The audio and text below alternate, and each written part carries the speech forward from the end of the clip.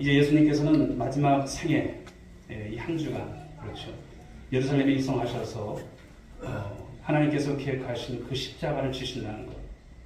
그래서 예수님께서 이제 지난 시간 속에서 우리 지난주에 주셨던 말씀이지만 그 감난산을 내려오시면서 그 예루살렘 도성을 바라보셨을 때 우셨다고 했습니다. 우셨다고. 그 주님의 눈물, 이제는 우리가 주님 안에서 정말 깊게 깨달으시고 그 주님의 눈물을 우리가 이제는 멈추게 해야 된다. 그런 말씀으로 지난 시간에는 은혜를 받았습니다. 오늘도 여러분 세상의 많은 산들을 봅니다. 세상에 돌아가는 많은 이치들을 봅니다. 이 나라의 민족의 아픔 또 고통들을 우리가 볼 수 있죠. 그러나 오늘도 우리가 종려주의를 맞고 또 부활주의를 우리가 또 함께하는 또 귀한 시간이 있지만 세상의 많은 사람들이 예수 그리스도가 어떤 분이신가를 알까요? 하나님이 어떤 분이실까를 알까요? 모른다고 하는 것입니다. 오늘도 여러분 주님께서 우신 그 눈물은 저와 여러분을 위해서 우신 눈물인 줄 믿으시기 바랍니다. 그리고 앞으로 돌아와야 될 많은 영혼들을 위해서 흘리신 눈물이라고 하는 것, 우리 이거 잊지 않으셔야 합니다.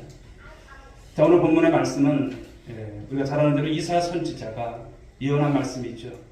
우리를 위해서 고난당하시고 십자가에서 죽으신 바로 예수님에 대해서 생생하게 이제 예언한 그런 말씀입니다. 자, 그런데 오늘 말씀을 보면요, 이 본문 속에서 무려 9번씩이나 중복되며 강조하는 단어가 있어요. 어떤 것일까요? 우리라고 하는 단어가 나옵니다. 예루살렘 성을 모시고 오셨던 그 주님께서 우리의 질고와 우리의 슬픔과 우리의 허물과 우리의 죄악을 짊어지셨다고 하는 것. 그래서 하나님께 그분이 맞으셨다고 하는 것. 그 하나님께 그분이 징벌을 받으시고 찔리셨다는 말씀을 오늘 주고 있습니다. 여기서 우리라는 말은 나도 되고 너도 되고 나도 포함되고 너도 포함되고 그런 말이죠. 바로 저와 여러분의 신분에 관한 말씀을 믿으시기 바랍니다. 나를 위해서. 그렇죠. 여러분 우리가 어떤 존재인가요? 우리가 어떤 존재인가를 분명히 오늘 말씀 속에서 우리에게 주고 있습니다. 53장 6절 말씀 보십시오. 우리는 다 양 같아서 그릇 행하며 각기 세계로 바꿔를 여호와께서는 우리 무리의 죄악을 그에게 담당시키셨도다. 아멘. 아멘이십니까? 어리석고 약하고 무능한 양 같은 우리들 그릇 행하여 각기 제 길로 잘못 간 존재들이라고 하는 것을 말씀하는 거예요. 우리 한번 보십시오. 얼마나 불순종합니까? 얼마나 하나님 앞에 거역하는 존재들인가라고 하는 것이죠. 그런데 하나님께서 우리 무리의 죄악을 그에게 담당시키셨도다 말씀을 하시는 거예요. 죄값을 우리에게 묻는다면 살자가 있을까요? 그런데 하나님이 죄값을 우리에게 묻지 아니하시고 엉뚱한 분에게 그 죄값을 물으신다는 것입니다. 여러분 그분이 누구십니까? 바로 예수 그리스도입니다. 할렐루야. 예수님이세요. 하나님은 자기 위아들 예수님에게 우리의 죄값을 물으셨어요. 우리의 어깨에 있는 그 무거운 짐을 들어서 자기의 하나밖에 없는 독생자 외아들이신 예수님의 어깨에 얹어버리신 겁니다. 여러분 이런 하나님을 아십니까? 이런 하나님의 마음을 여러분 조금이라도 여러분 우리가 아실까요? 그 하나님을 만나보셨습니까? 이런 하나님의 사랑 앞에 여러분의 마음이 녹아지는 이런 그런 경험이 있으신가요? 이런 경험은 사실 사람이 억지로 할 수 있는 것이 아니죠. 성령께서 마음을 열어주셔서 그 하나님의 사랑에 녹아나도록 인도하실 때만 그 하나님의 사랑이 깊은 감동으로 감화로 우리 가운데 전해질 때만 우리가 가능한 것입니다. 이런 것을 보게 되면 기독교의 은혜라고 하는 것은 참 신기해요. 억지로 되는 것이 아니죠. 그러나 하나님의 마음을 여시면 그리고 은혜를 주시면 보이지 않는 이 하나님의 이 사랑에 우리가 흠뻑 적게 되는 줄 믿으시기 바랍니다. 나의 죄를 자기 위아들 그 예수님의 어깨에다 다 얹으시고 이렇게 말씀하시는 거예요. 이제 너는 됐다. 나는 이제 너에게 죄를 묻지 않겠다 말씀하시는 거예요. 이 하나님의 사랑이죠. 이것을 때와 장소에 구별 없이 늘 마음에 담고 감사하며 사는 것, 이것이 바로 우리 그리스도인들의 삶이 되시고 또 그런 생활이 되어야 할 줄 믿습니다. 자, 그렇다면 사랑하는 여러분, 예수님이 어떤 분일까요? 우리 예수님, 그는 우리를 대신해서 형벌을 받으신 분인 거예요. 우리를 대신해서 내가 받아야 될 형벌이에요. 자, 5절과 6절 말씀을 다시 한번 보십시오. 읽어보겠습니다. 시작. 그가 찔림은 우리의 허물 때문이요 그가 상함은 우리의 죄악 때문이라. 그가 징계를 받음으로 우리는 평화를 누리고 그가 채찍에 맞음으로 우리는 나음을 받았도다. 우리는 다 양 같아서 그릇 행하며 각기 제 길로 갔거늘 여호와께서는 우리 모두의 죄악을 그에게 담당시키셨도다. 아멘. 예수님이 찔림은 그분의 죄 때문이 아니에요. 죄가 많아서 예수님께서 십자가로 아닌 거예요. 우리의 허물 때문인 것을 믿으시기 바랍니다. 여러분, 허물이라고 하는 것은 무엇입니까? 하나님의 법을 어긴 거예요. 하나님의 법을 어긴 거. 그의 몸이 창에 상함은 우리의 죄악 때문이라 말씀을 주십니다. 예수 그리스도는 바로 대속이라고 하죠. 내 대신 내가 속해야 될 죄, 그렇죠. 그 대속의 고난을 당하셨습니다. 대리적 형벌이라고도 할 수 있습니다. 바로 요한복음 1장 29절에 이런 말씀을 주십니다. 제르야는 예수님을 가리켜서 이런 말씀을 하죠. 보라, 세상 죄를 지고 가는 하나님의 어린 양이로다. 아멘. 예수님은 6월절에 어린 양으로 오셨어요. 이스라엘 백성들이 애굽에서 430년 동안 종살이 하다가 모세의 인도로 출애굽을 하지 않습니까? 백성을 내어주지 않는 이 바로의 고집 어떻게 꺾어요? 꺾을 수가 없어요. 10가지 재앙을 통해서 마지막 10번째 재앙, 그 10번째 재앙이 무엇입니까? 장자가 죽는 죽음입니다. 장자가 죽는 여러분 죽음이었습니다.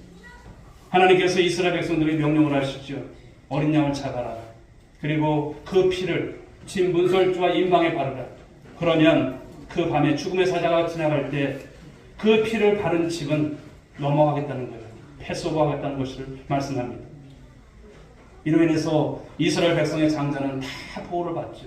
그러나 애굽의 장자는 애굽 왕의 장자로부터 다 죽임을 당한다는 것입니다. 이스라엘 장자가 보호받은 것은 바로 어린 양의 바로 이 희생, 그렇죠. 바로 이 희생으로 되어졌던 것을 볼 수가 있습니다. 이것을 보게 되면 우리 예수님이 어떤 분이십니까? 우리에게 있어서 6월절의 희생양으로 이 땅에 오신 분이심을 믿으시기 바랍니다. 우리는 양과 같이 목자의 음성을 위면하고 딴 길로 갔지만 여호와께서는 우리 모두의 죄악을 그에게 바로 예수 그리스도께 담당시키셨도다. 할렐루야. 오늘 말씀 주시는 거예요.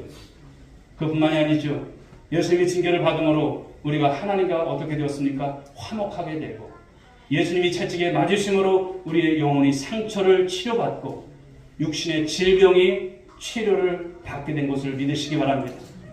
베드로전서 2장 24절에 이런 말씀을 주십니다. 친히 나무에 달려 그 몸으로 우리 죄를 담당하셨으니 이는 우리로 죄에 대하여 죽고 의에 대하여 살게 하려 하심이라.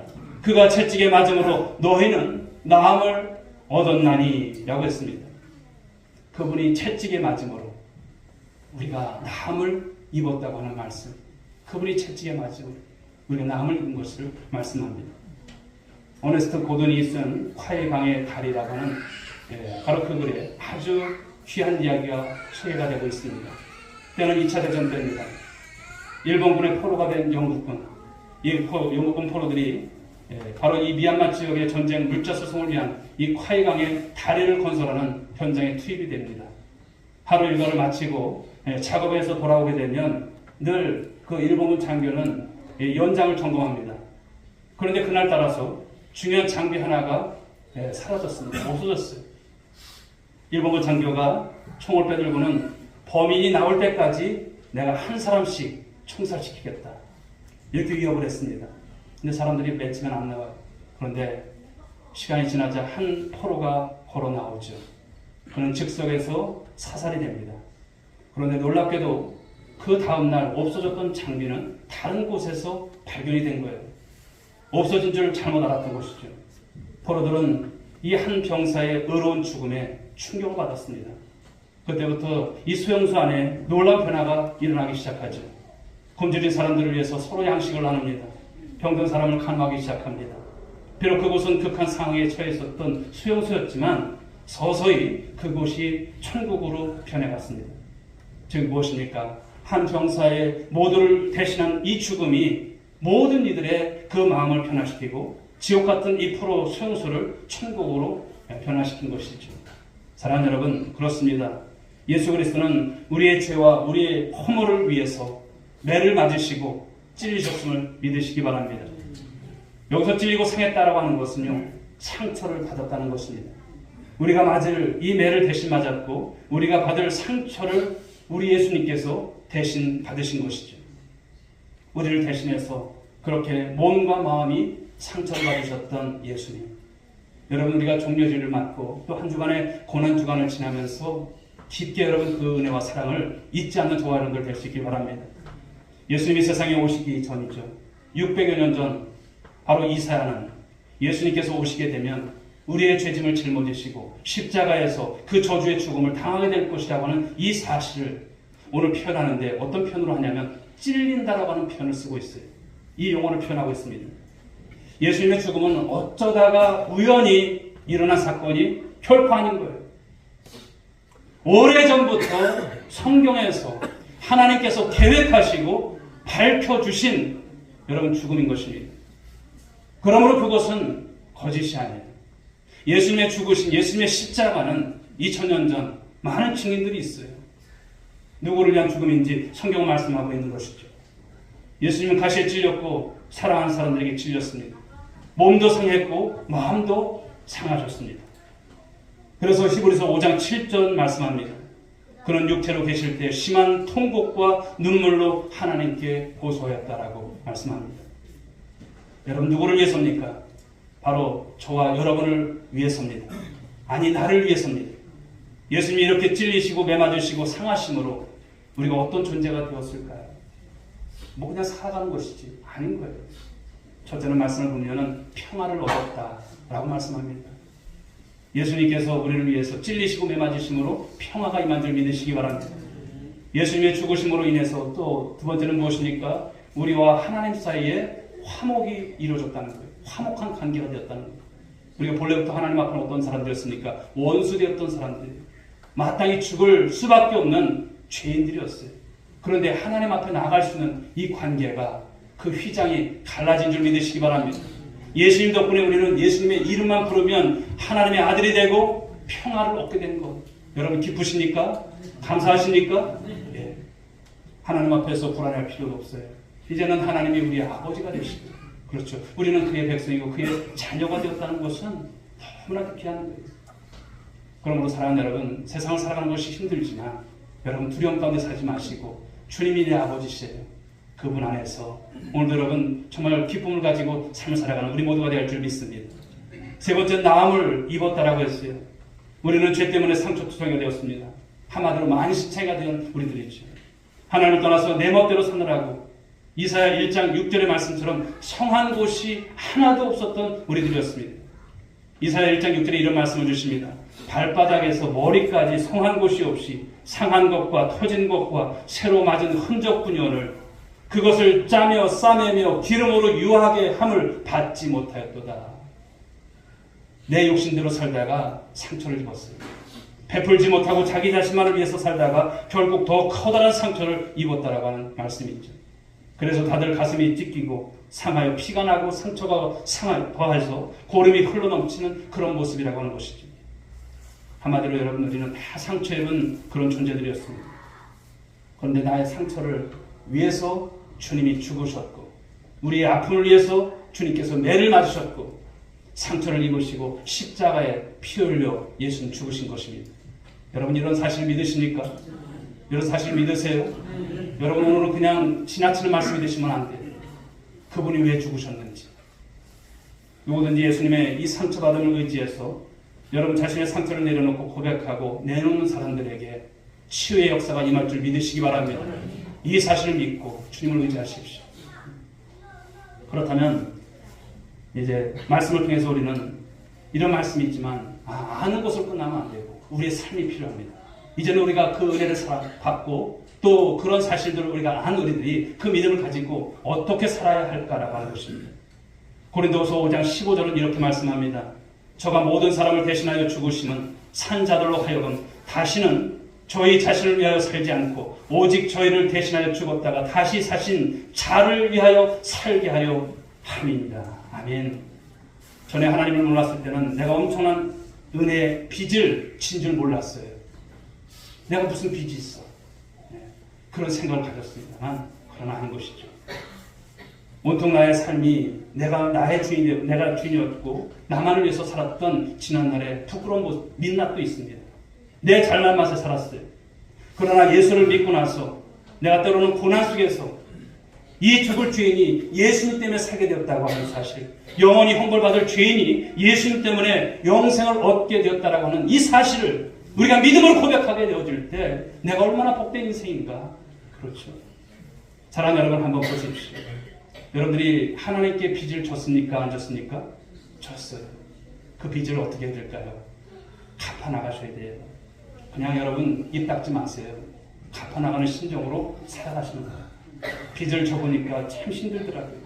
그런데 우리 주님 앞에 우리가 이 빚을 생각해보면 너무나 여러분 큰 은혜 아니겠습니까? 그 빚을 감당하다가 우리가 살아가다 보면 하나님께서 여러분의 삶 가운데 큰 은혜를 주실 줄 믿으시기 바랍니다. 그러므로 사랑하는 여러분, 이제는 나를 위해서 죽으시고 나를 위해서 부활하신 그 예수님을 위해서 살아가는 것, 이것이 우리 인생의 최대의 목표가 되시고 우리 인생의 최고의 가치라고 하는 것을 발견하시고 삶 속에서 승리하는 여러분 될 수 있기를 주의 이름으로 축복합니다. 복음성가 중에 이런 가사가 있어요. 이제 내가 살아도 주 위에 살고 이제 내가 죽어도 주 위에 죽네. 할렐루야. 이 고백의 찬양처럼 우리 주님을 위해서 살아가는 여러분들 될 수 있길 바랍니다. 그분이 우리를 위해서 죽어주셨고 나를 위해서 살아주셨기 때문인 거예요. 그렇습니다. 주님은 사실 받지 않아도 될 이 징벌을 받으셨어요. 누구 때문에? 우리 때문에. 우리의 허물과 우리의 죄악 때문에.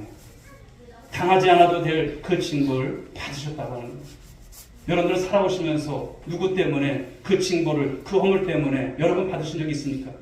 없어요. 물론 약간의 여러분 희생은 있겠지만 우리 주님은 우리를 위해서 죽기까지 복종하셨던 주님이십니다. 모두 제 길로 나가서 상처받고 죄악의 짐을 짊어진 우리 때문이라고 하는 것이죠. 사랑하는 여러분, 그의 찔리심으로 우리의 상처가 나았습니다. 이런 은혜를 받은 우리, 이제는 어떻게 살아야 될까요?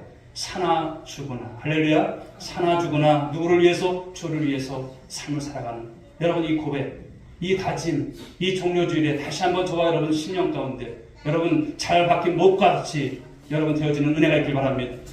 그러므로 한 주간, 이 고난의 한 주간을 주님을 여러분 묵상하면서 주님의 고난을 깊게 우리가 묵상하면서 주님께서 기뻐하신 일에 힘쓰시고 마음 쓰시는 여러분 모두가 될 수 있기를 주님의 이름으로 축복합니다.